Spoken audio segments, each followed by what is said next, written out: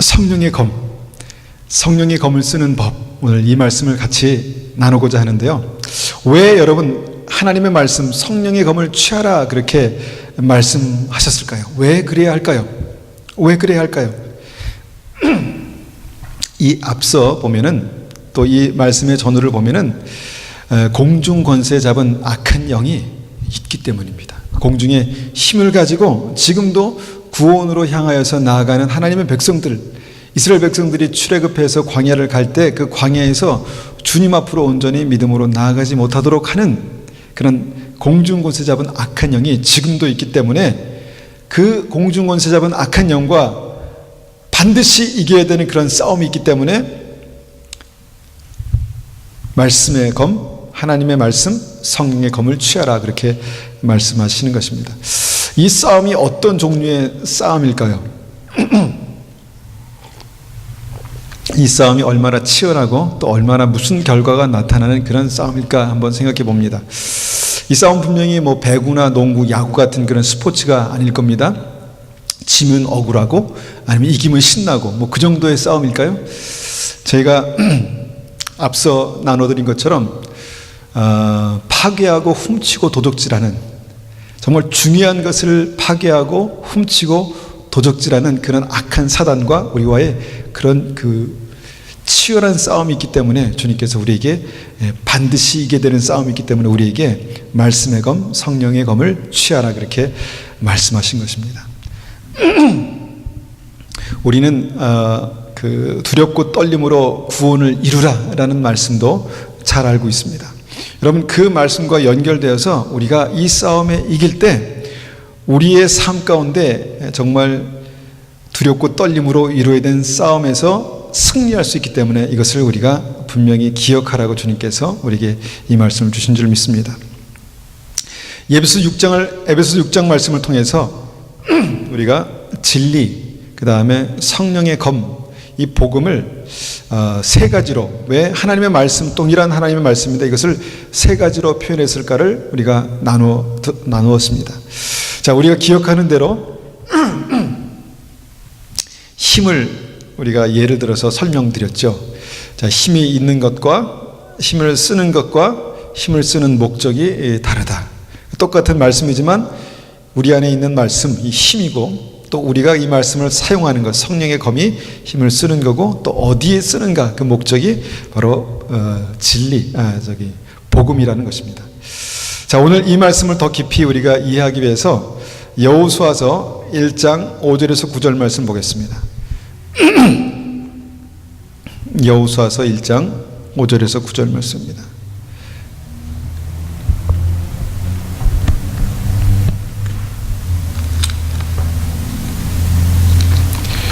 여호수아서 1장 5절에서 9절입니다.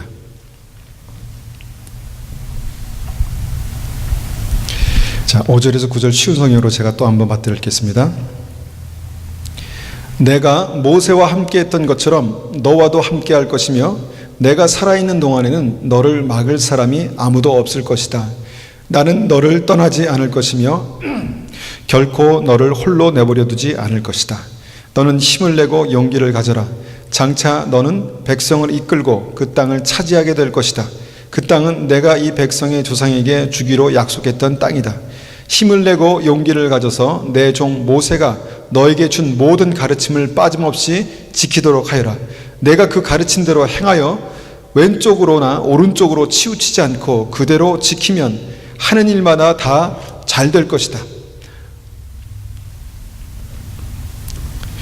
언제나 율법책에 쓰여 있는 것을 입에서 떠나지 않게 밤낮으로 소리내어 읽어라.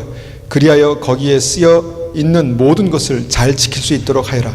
그러면 내가 하는 일마다 다 잘되고 또 성공할 것이다. 힘을 내고 용기를 가져라. 내가 명령한 것을 기억하여라. 두려워하지 마라. 내가 가는 곳마다 내 하나님 여호와가 너와 함께 할 것이다. 아멘. 이 여호수아가 우리가 듣고 우리가 정말 간직했던 그 진리 안에 있었습니다. 하나님의 말씀이 그의 심령 가운데 있었습니다. 하나님의 말씀 진리가 그 안에 있었는데 그런 여호수아에게 하나님께서 명령하시는 내용입니다. 말씀하시는 것입니다. 그 명령이 무엇인가 보니까 하나님의 말씀, 진리를 붙들고 좌로나 우로나 치우치지 말고 그 가운데 기록한 대로 행하라, 그렇게 말씀하십니다. 내 안에 있는 그 진리대로 행하면, 성령의 검을 쓰면, 그러면 내가 너와 함께 할 것이다. 하는 일마다 다 잘 될 것이며 너는 가나안 땅을 얻게 될 것이다 라고 그렇게 말씀하십니다. 그러니까 무엇이든지 원하는 대로 구하라, 그리하면 이루리라.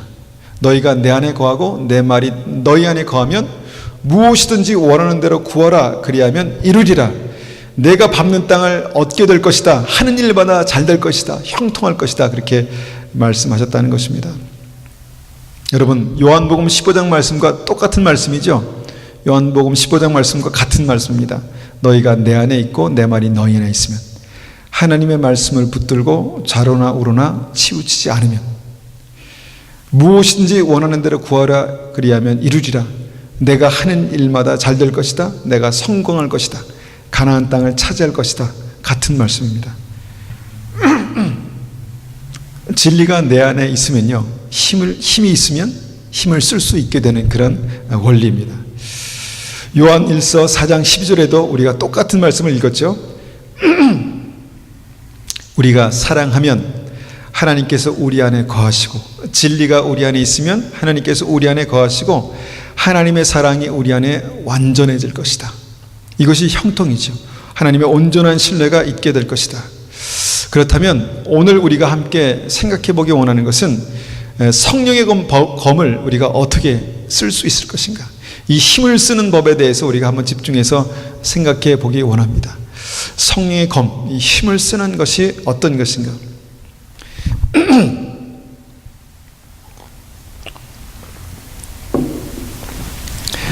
내가 사랑하면 내 안에 그 하나님의 사랑이 완전해진다고 말씀하셨죠. 내가 사랑하면 내 안에 하나님의 사랑이 완전해진다. 그래서 어떻게 이 말씀을 붙들고 사랑하시기를 힘쓰시고 계신 줄로 믿습니다. 근데 어떻게 사랑한다고 지난번에 우리가 같이 그 힘 주어서 말씀을 나눴습니까? 오래 참고, 허물을 덮어주고, 견뎌내고, 하나님을 사랑하는, 또 하나님의 사랑을 이루는 방법이 있다는 것입니다. 분명한 사랑이라는 진리를 이루는 방법이 있다는 것이죠. 그냥 사랑하면 되죠, 사랑하면 되죠, 이렇게 생각할 수 있는데, 그냥 성령의 검을 휘두르면 되지 않습니까? 말씀을 선포하면 되지 않습니까? 이렇게 생각할 수 있는데 그 분명한 원리가 있다는 것입니다. 어떻게요? 사랑으로 오래 참고, 사랑으로 허물을 덮어주고, 사랑으로 견뎌내는 것. 이것이 성령의 검을 쓰는 어떤 사랑이라는 진리 가운데 성령의 검을 쓰는 법이다라는 것입니다. 그런데 성경을 보면은요, 이 성령의 검을 쓰는데 실패한 사람들이 있습니다. 왜 실패했을까? 성령의 검이 아닌, 하나님의 방법이 아닌 다른 쪽으로 그 힘을 썼기 때문입니다. 그 힘을 사용했기 때문입니다. 물론 삼손은요, 나면서부터 분명한 삶의 부르심, 컬링, 목적이 있었습니다. 소명이 있었습니다. 우리가 나실인이라고 해서 하나님의 말씀대로 그에게 머리카락을 자르지 않고 술을 마시지 않고 구별된 삶이 있었다는 것입니다. 그러니까 그에게 특별히 하나님께서 그런 나실인으로서의 구별된 삶을 말씀하셨습니다. 그것이 그의 삶 가운데 붙들어야 될 진리가 된 것이죠. 그런 하나님의 약속과 말씀 계획이 그 안에 있었습니다. 이것이 진리였습니다. 그런데 실제로 이 그 진리가 그의 삶 가운데 임했을 때 그의 삶 속에 무엇이 있었냐면, 누구도 당해낼 수 없는 특별한 힘이 있었습니다. 누구도 당해낼 수 없는 특별한 힘이 있었죠. 그런데 처음에는 그 힘을 삼손은 하나님의 원칙대로, 원리대로 잘 사용했습니다. 잘 사용했습니다. 삼손 안에 있는 하나님의 뜻을 붙들고 진리의 성령에 붙들려서 큰 힘을 사용하게 됩니다. 성령의 감동으로 이스라엘 그 적군인 블레셋의 억압으로부터 이스라엘을 구해내는 그런 일들을 했습니다. 그런데 그에게 변수가 생겼습니다. 변수, 그게 뭡니까? 드릴랴라는 어떤 그 창녀를 만나게 되고 그에게 마음을 뺏기기 시작합니다. 그에게 마음을 뺏기면서 그의 삶이 흔들리기 시작합니다. 결국은 그 힘의 근원을 이제 그녀에게 알려주면서 그의 힘을 뺏겨버리는 그런 일들이 일어났습니다. 왜 그랬을까? 우리가 다시 한번 이 상황을 짚어보면 왜 그랬는가 하면 이 힘을 이 정욕이라는 잘못된 방법으로 쓰기 시작했다는 것입니다. 그의 삶 가운데 정말 구별된 삶을 하나 앞에 살아야 되는 삶인데 정욕이라는 그 잘못된 방법으로 그의 힘을 쓰기 시작했습니다. 그래서 그의 힘이 성령의 검이 아니라 소위 말하면 정욕의 검으로 그렇게 전락해 버렸다는 것입니다. 그래서 하나님께서 더 이상 그와 함께 할 수 없었습니다. 힘을 잃어버렸습니다. 힘이 있었는데 힘을 잃어버렸다는 것입니다. 이것이 그에게 형통할 수 없었던 이유입니다. 진리가 있었는데, 약속이 있었는데 그것을 하나님의 성령에 붙들려서 쓰임 받아야 되는 그런 그 이유가 있었는데 그것을 그렇게 놓쳐버렸다는 것이죠. 또 사울 왕은요, 하나님께서 지목해서 왕으로 세운 사람입니다. 하나님의 약속이 그에게 있었습니다. 왕의 기름 부으심이 그에게 있었습니다. 진리가 그에게 있었습니다. 하나님의 뜻, 진리가 있었습니다. 그래서 하나님은 그를 왕으로 세우셔서 힘이 있게 하셨습니다. 힘이 있게 하셨습니다. 그런데 사울이 그 힘을 성령의 방법이 아닌 자기의 정욕대로 쓰기 시작했습니다. 어떻게 정욕대로 쓰기 시작했냐면 이번에는 여자가 아니라 왕으로서 백성들과 신하들에게 인정받기 위한 그런 인기 관리, 거기에 그냥 그 마음을 빼앗겨 버렸습니다. 그래서 그 힘을 잘못 쓰기 시작합니다. 어떻게 잘못 씁니까? 그들의 인기를 모으는데, 나에게 집중시키는데, 그리고 자기의 그 왕권을 흔들려고 하는 그 다윗을 잡는데 온 힘을 다 쏟아버립니다. 온 힘을, 평생 그가 살아서 왕으로 있는 동안 그 힘을 다 그렇게 소진해 버렸습니다. 결국 그는 전쟁터에서 그렇게 그냥 개죽음을 당합니다. 실제입니다. 이렇게 실제의 삶 가운데 하나님께 주신 그 진리, 약속, 힘이 있었는데 이것을 하나님의 뜻대로 쓰지 않으니까 그의 삶 가운데 그 힘이 오히려 자기를 그렇게 죽이는 것으로 그렇게 나타났다는 것입니다. 이것이 성령에 붙들린 성령의 검이 아니라 자기의 욕심에 붙들린 그런 정욕의 검이다, 그렇게 말할 수 있다는 것이죠. 그래서 사울도 실패했습니다. 솔로몬에게도 힘이 있었습니다. 그죠? 솔로몬에게 힘이 있었습니다. 아버지 다윗이 정말 하나님 마음에 합한 자로서 살아가는 그 삶이 그 아들 솔로몬에게도 축복이 되었습니다. 그리고 하나님께서 그에게 정말 가장 좋은 곳을 구하는 그 지혜를 주셔서, 그것이 뭐냐면 그 하나님의 지혜를 구하는 것이었죠. 하나님, 저에게 정말 하나님의 백성을 잘 다스릴 수 있는 지혜를 주십시오. 북이나 영화나 어떤 다른 것이 아니라 하나님의 지혜를 구했습니다. 근데 그것이 하나님 마음에 꼭 들었습니다. 다윗처럼 하나님 마음에 합하게 됐습니다. 그래서 그에게 지혜뿐만 아니라 그가 구하지 않는 북이 영화 모든 힘과 권력을 그에게 다 주셨습니다. 그래서 그에게 힘이 있었죠. 힘이 있었습니다.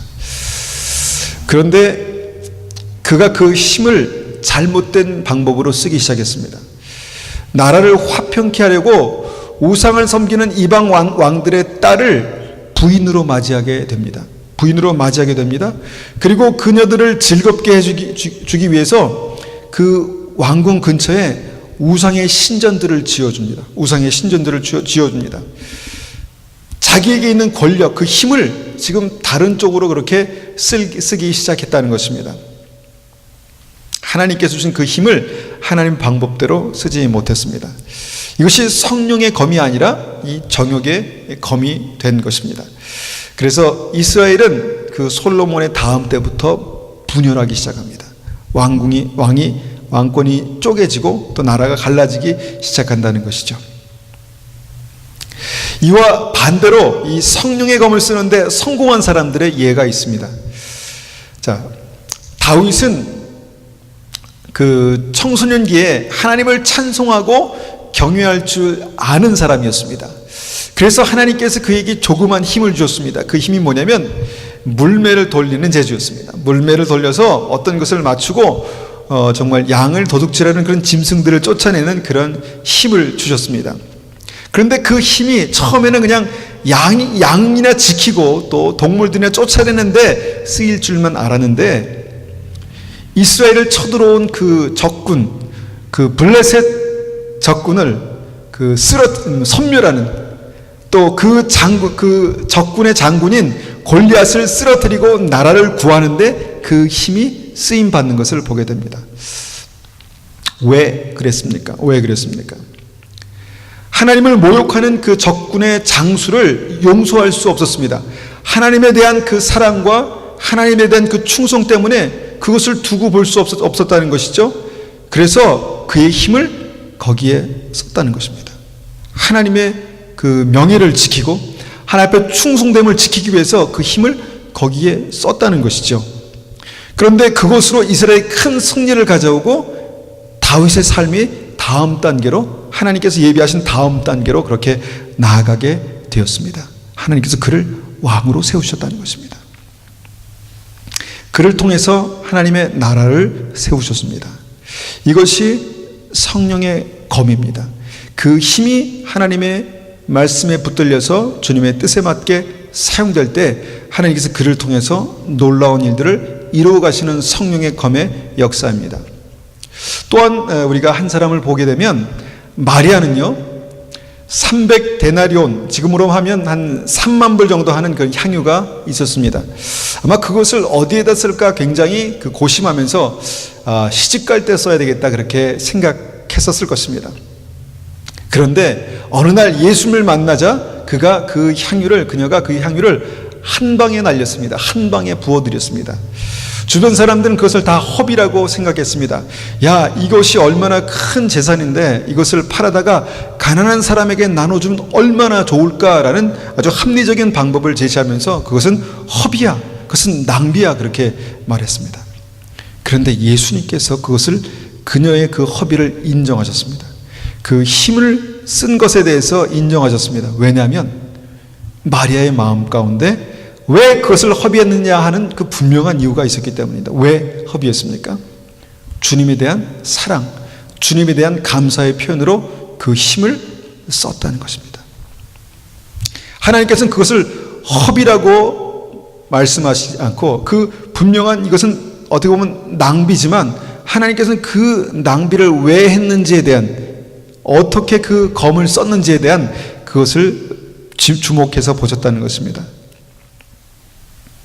여러분, 주님을 향한 사랑으로 온전한 그 값어치를 사용할 때 주님께서 그 마음을 붙드셨습니다. 그래서 복음이 전해지는 그곳마다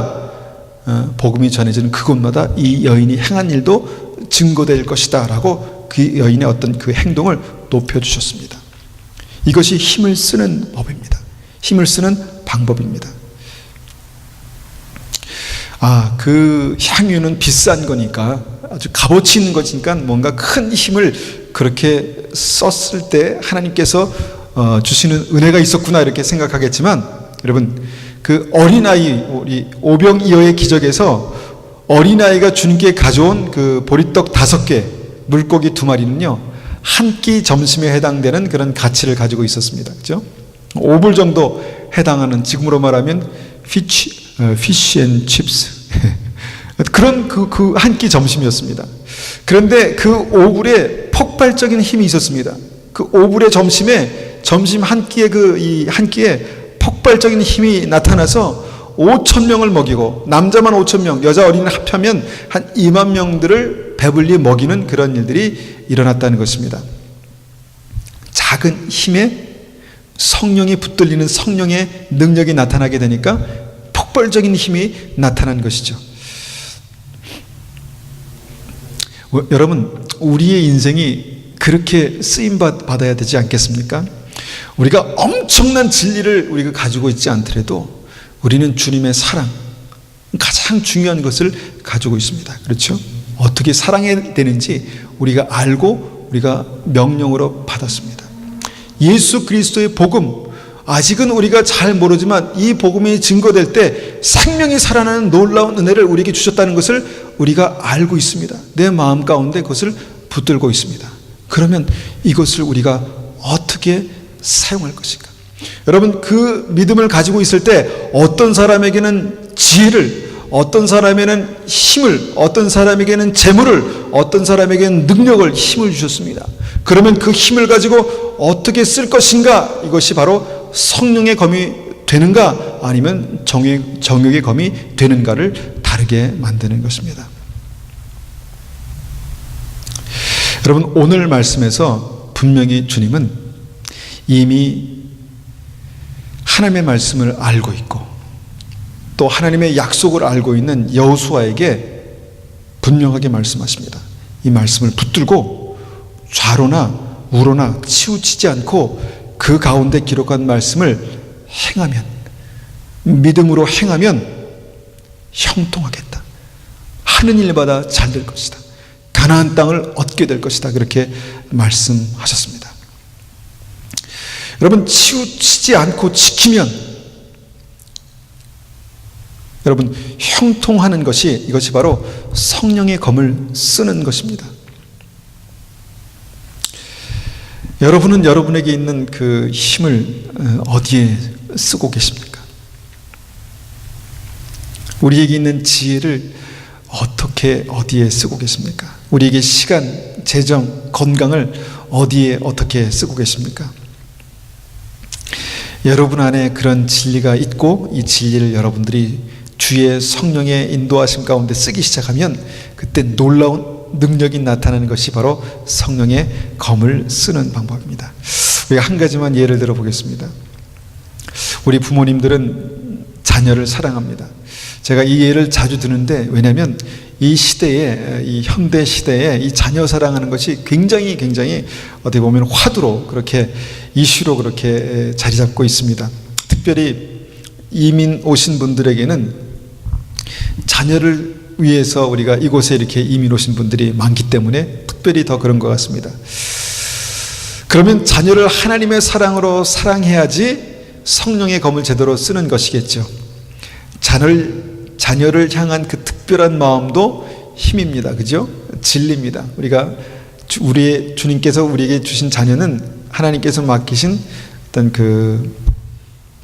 것이죠. 우리가 청지기로서 맡은 것입니다. 그런데 어떻게 하면 우리가 어떻게 자녀를 사랑하는 것이 이 성령의 검을 제대로 쓰는 것인가를 우리가 한번 생각해 봅니다. 예.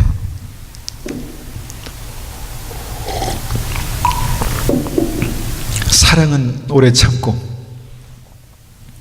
아직 미성숙한 우리 자녀들을 오래 참고 사랑하는 게 하나님의 사랑이다라는 것을 우리가 알았다면은 이제 우리가 어떻게 이 사랑을 제대로 이룰 수 있을까, 어떻게 제대로 사랑할 수 있을까를 고민해야 되겠죠. 그러면 뭐 큰 건 아니지만 굉장히 단순한 거지만 그 사랑하는 그 순간순간마다 주님께서 우리를 보시고 우리를 인정하시고 또 우리를 다음 단계로 이끄시는 일들이 일어날 것입니다. 그렇지 않겠습니까? 내가 내 아이들을 내가 내 마음대로 사랑하는데 뭘 거기에 뭐 하나님께서 아닙니다. 분명히 말씀드렸죠. 하나님께서 맡기신 자녀를 주님의 진리를 가지고 사랑할 때 주님께서 그 중심을 보시고 우리의 인생을 다음 단계로 인도하신다 그랬죠. 그러면 내가 우리 자녀를 사랑함으로 오래 참는 것은 주의 말씀에 성령의 검을 사용하는 것입니다. 그죠? 그냥 사랑하는 것 당연한 거 아닌가 그렇게 생각했는데 당연하지 않습니다. 여러분, 오래 참는 거, 덮어주는 거, 기다려주는 게 이거 정말 성령의 방법이라면 여러분, 내가 정말 내 마음이 부글부글 막 끓어올라가지고 한 대 주워받고 싶을 때 그럴 때 참는 것입니다. 뭐 똑바로 못해 라고 윽박지르고 싶을 때 참는 것이죠. 왜냐하면 그것이 주님의 방법이 아니기 때문에 덮어주고 오래 참고 기다려주고 내 뜻과 내 의지가 아니라 하나님께서 이 아이의 삶 가운데 무엇을 계획하셨을까를 기도하는 것이죠.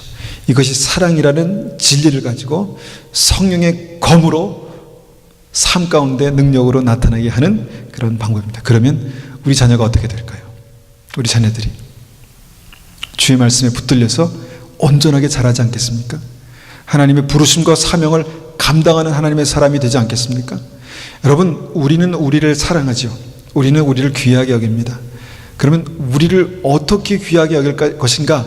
이것도 하나님의 말씀의 진리를 붙들어야 되지 않겠습니까? 당연히 나는 내 몸을 귀하게 여기죠.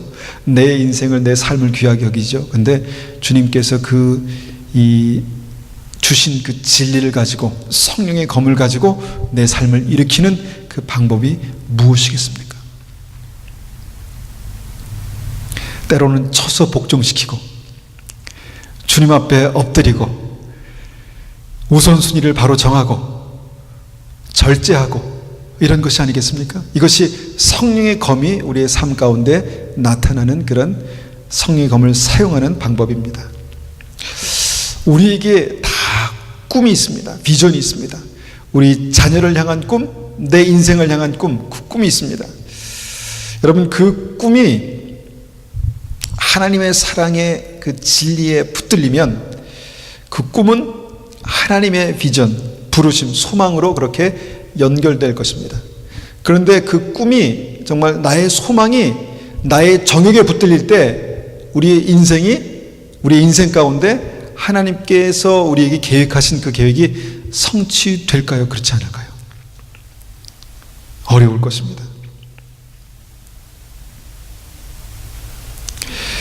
여러분, 그 다니엘, 요셉, 하나님께서 그의 중심을 보시고 그에게 꿈을 해석하는 능력을 주셨습니다. 그렇죠?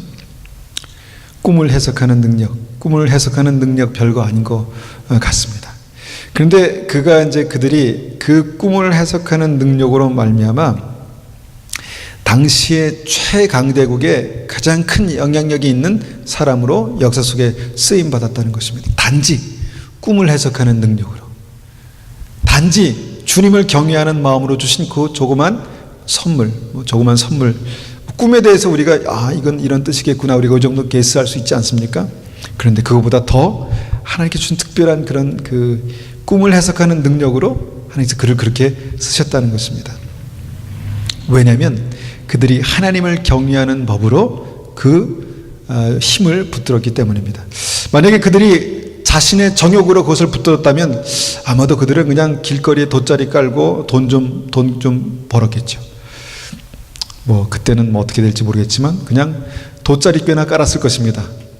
꿈을 해석해주고 사람들에게 칭찬받고.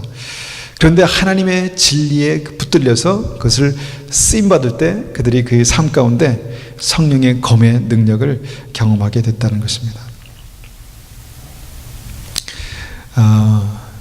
우리 안에 있는 진리가 무엇입니까? 우리 안의 진리. 저번에도 우리가 같이 얘기했지만 내 안에 정말 주님께서 주님 앞에 내가 꼭 붙들어야 될 진리가 무엇입니까? 한 가지씩만, 두 가지씩만 한번 생각해 보겠습니다. 내가 붙들어야 될 진리, 지금 내 삶 가운데 절실하게 내가 붙들어야 될 그 진리가 무엇인가? 한번 생각해 보십시오. 지금 쭉 예로 드렸던 말씀 중에서 그것이 있다면 그것을 붙드시고, 아니면 내 삶 가운데 특별히 내가 붙들어야 될 진리가 있다면 그것을 붙드시고, 그러면 그것을 어떻게 사용해야 되겠습니까? 여러분들이 가지고 있는 그 힘, 진리 가운데 주님께서 우리에게 주신 그 힘을 어떻게 사용해야 될까요?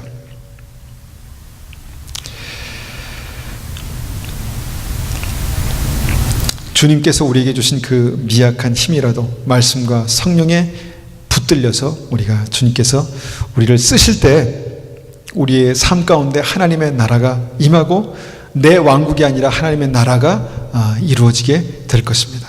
우리가 이 말씀을 가지고 한번 같이 기도하겠습니다.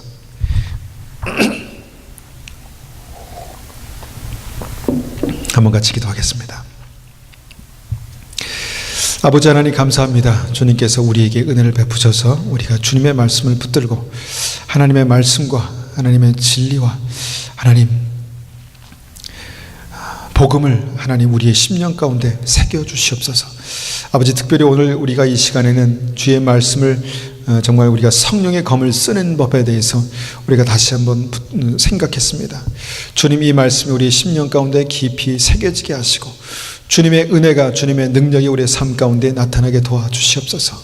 아버지, 하나님 말씀의 권능이 우리의 삶 가운데 나타나게 하시고 우리에게 주신 그 힘이 하나님을 경외하는 그 믿음 안에 온전히 쓰임받게 하시고 사용되게 하시고 하나님께서 원하시고 기뻐하시는 온전하신 그 뜻대로 이루어지게 하여 주시옵소서. 우리의 삶 가운데 말씀의 검에 하나님 그 능력이 나타나게 하시고 하나님, 주님께서 사랑하셨던 다윗처럼, 주님께서 사랑하셨던 요셉처럼, 주님께서 사랑하셨던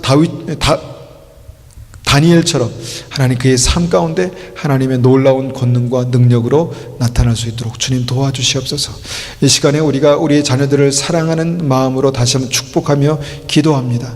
우리가 부모들로서 하나님 우리의 자녀들을 주님 성령의 검을 가지고 사랑하게 하시고 주의 진리의 말씀을 붙들고 사랑하게 하시고 하나님, 그럴 때 우리의 삶 가운데 우리 자녀들의 삶 속에 하나님의 온전하신 뜻이 이루어지게 하여 주시옵소서. 주님의 나라가 임하게 하여 주시옵소서. 주님 붙들어 주시옵소서. 주님 감사합니다.